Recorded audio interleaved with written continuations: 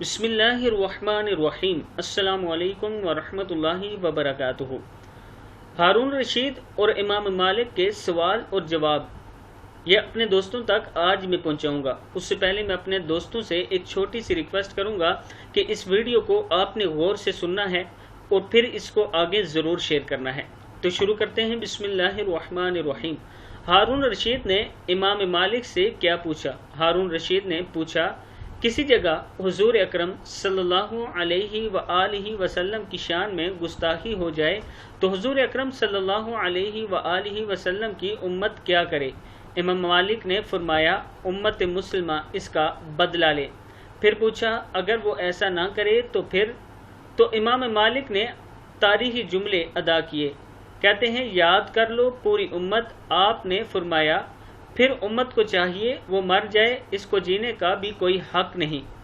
یعنی امام مالک نے یہ فرمایا تھا کہ اگر آپ کے نبی صلی اللہ علیہ وآلہ وسلم کی کہیں گستاخی ہو جاتی ہے اور امت بدلہ نہ لے سکے تو پھر امت کو مر جانا چاہیے، اسے جینے کا بھی حق حاصل نہیں ہے۔ اب آپ دوست خود اس پر غور کر سکتے ہیں اور اس ویڈیو کو آگے آپ دوستوں نے ضرور شیئر کرنا ہے۔ السلام علیکم ورحمۃ اللہ وبرکاتہ۔